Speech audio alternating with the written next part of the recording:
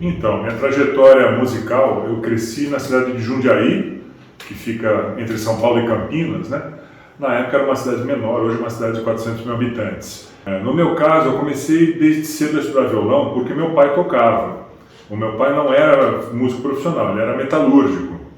Eu descobri música mesmo assim quando eu tinha uns 7 para 8 anos, quando começou a aparecer na televisão um programa chamado Concertos para a Juventude, que passava na Rede Globo de domingo de manhã.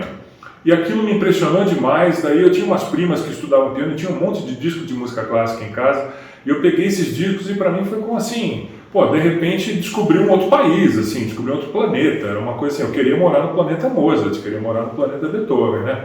E daí, quer dizer, aí foi uma bola de neve, porque daí eu só me interessava mais e mais e mais por música, daí eu comecei a estudar composição, comecei a estudar regência. Quando eu tinha 17 anos eu entrei na USP, não foi uma experiência de todo agradável, para falar a verdade, mas pelo menos eu comecei a travar um contato com pessoas que estavam fora daquele meu círculo imediato de conhecidos, né? Eu saí um pouco da família, por assim dizer, né?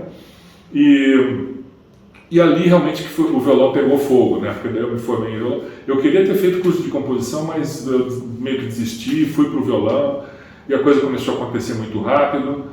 Eu comecei a ganhar concursos no Brasil, depois eu participei de concursos internacionais, comecei a ganhar também. Daí eu dei uma parada, assim, porque eu achava que eu tinha que estudar mais, eu fui morar na Inglaterra, fiz minha pós-graduação lá, no final acabei morando na Inglaterra por 14 anos. Eu não tenho uma relação tão profunda com o festival, justamente pelo fato de eu tocar violão. O festival sempre teve essa vocação de ser uma academia orquestral, né?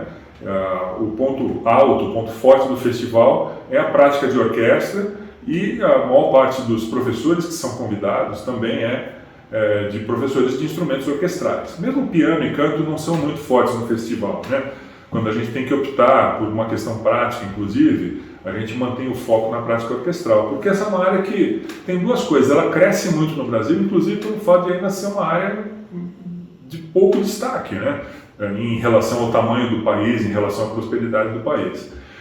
E a outra razão é o fato de que a orquestra é uma espécie de microcosmos da sociedade, né? Então acho que assim, esse espírito de colaboração entre as diferentes forças, né? Instrumentos diferentes que ensaiam juntos para chegar num resultado que é maior do que a soma das suas partes, né? Eu acho que é uma coisa que tem um impacto muito forte, especialmente em jovens, né? Assim, você estudar instrumento em casa é uma coisa, agora você estudar para tocar na orquestra é uma experiência completamente diferente e que gera não somente, quer dizer, o músico profissional, mas a pessoa que vai ser um grande partícipe da sociedade, né? Uma pessoa que espera-se, né? Que entende o que é viver em sociedade e viver em colaboração, em cooperação, né? Mas eu sou um solista, né? Então, quer dizer, eu vim para o festival como aluno somente uma vez num curso de música de câmara.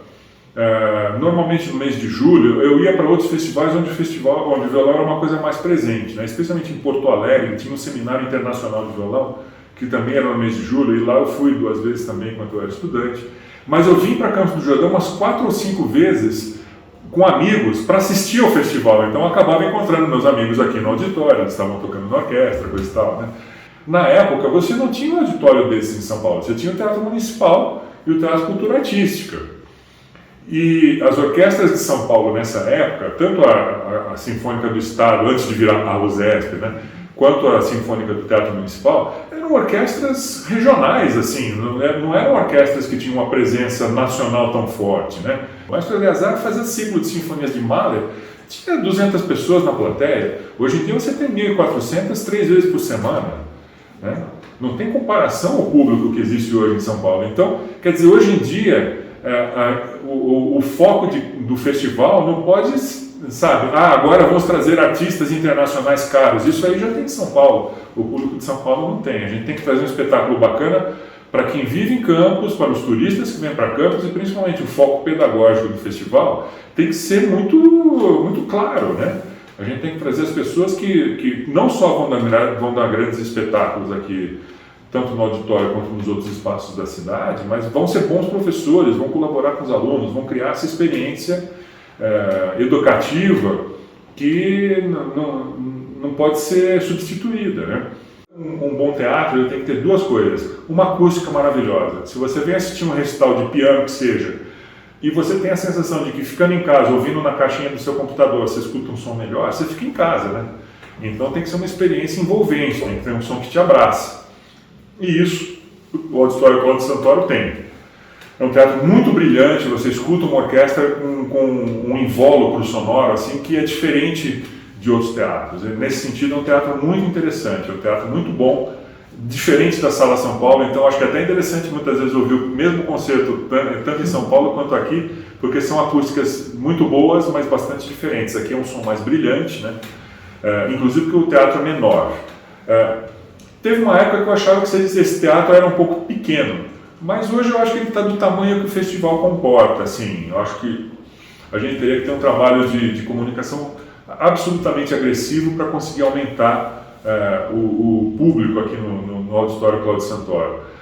Eu acho assim, a outra coisa que um teatro tem que ter é estrutura de bastidores, né? Você tem que ter bons camarins, você tem que ter uma estrutura para receber uma orquestra e oferecer uma refeição quando é necessário, você tem que ter facilidade para transmissão de TV, tem que ter facilidade para gravação. Hoje em dia isso é essencial. Eu acho que tem uma outra coisa. Naquela época, claro, você tinha grandes músicos aqui no Brasil, mas hoje em dia, se você pegar todos os principais músicos da USESP, estou falando dos chefes de naipe, todos eles foram alunos do festival. Todos. Exceto o Spalo Emanuele Baldini, porque não é brasileiro. Porque ele não cresceu no Brasil, mas todos os outros, todos, né, foram alunos do festival em algum momento. E olha que coisa curiosa, né? Hoje eles são os maiores profissionais do Brasil. Claro, não estou falando só da USESP, mas das outras orquestras também. Na época, eles ficavam o mês inteiro aqui em Campos do Jordão, ensaiando com o Márcio Eleazar. Tinham, sei lá, 15, 20 ensaios. E chegavam no final, apresentavam uma grande obra, sei lá, uma nona de Beethoven. Hoje, com os estudantes que crescem aprendendo instrumento em projetos sociais, em igreja, em áreas carentes, a gente faz um programa diferente por semana. E programas muito mais difíceis do que se fazia nos anos 70 e 80. Então, quer dizer, a própria qualidade dos estudantes aumentou, claro, por mérito deles, sem sombra de dúvida, mas porque eles têm uma orientação muito melhor hoje. Né? Eles resolvem os problemas com muito mais velocidade. Né? Então, a gente pode arriscar muito mais. Né? Então, acho que, assim, eu sempre busquei uma experiência completa, eu como músico, né? Assim, ficar somente tocando meu violão me aborrecia profundamente. Eu me sinto um melhor violonista quanto mais eu consigo expandir meu horizonte musical. Não só na atuação, no palco, não só no ensino, mas ler, ter outras colaborações, conhecer gente nova, conhecer estilos novos, sabe?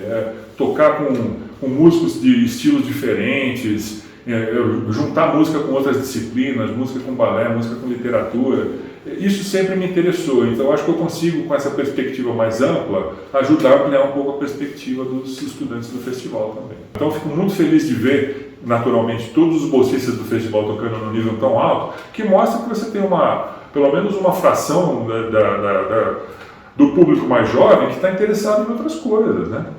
Então, isso é uma coisa, e o fato de ter o Festival de Violão é isso, a gente está alimentando uma música que tem uma história, que tem uma pedagogia, que tem um repertório, que tem um campo de trabalho, que é uma coisa sólida, que é uma coisa que é feita com sangue, suor e lágrimas também. Né? Não é aquela coisa, pum, você estala os dedos, esse aqui é o próximo popstar, que vai ser o número 1 no Spotify, sem mérito algum. Sem mérito algum. Né? Cada menino dessa orquestra tem muito mais mérito que qualquer pessoa que ataque as leis de incentivo à cultura, que qualquer pessoa que suba artificialmente na popularidade no streaming ou nas redes sociais. Não tem nada artificial no que eles fazem, é sangue, suor e lágrimas.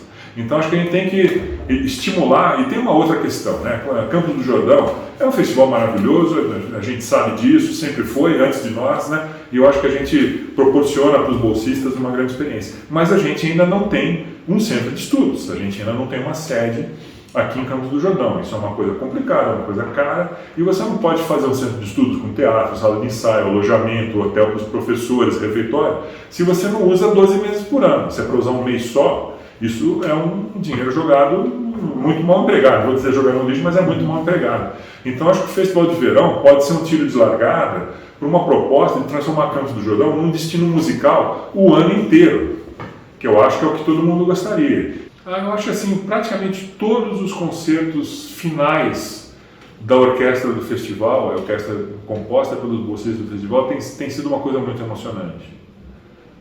Eu acho que alguns maestros com quem a gente trabalhou foram especialmente maravilhosos. O Giancarlo Guerreiro, em 2014, 2015, foi uma coisa absolutamente deslumbrante.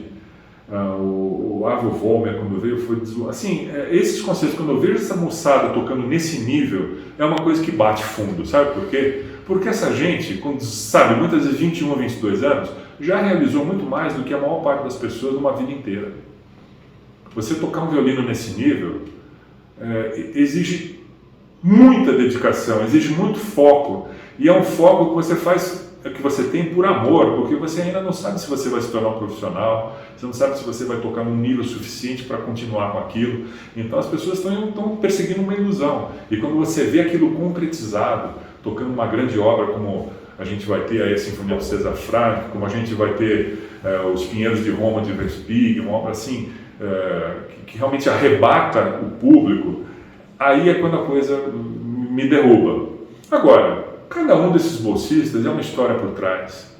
Sim, a gente já teve bolsista, não preciso nem falar o nome, o menino que tocava violino, irmão assassinado na favela, estuprado pelo padrasto. Assim, imagine todas as maiores barbaridades que podem acontecer com uma pessoa. Aconteceram com ele. Ele foi Prêmio Eleazar de Carvalho, quer dizer, ganhou o prêmio do festival, ganhou uma bolsa para estudar em Salzburg e agora ele está trabalhando como profissional em uma orquestra austríaca. Ele só volta para o Brasil para compartilhar o que ele aprendeu tanto no festival quanto na Europa. O que você pode dizer de uma pessoa dessas? Parabéns, cara, você é um exemplo para todo mundo. Né? Isso é uma outra coisa que me arrebata.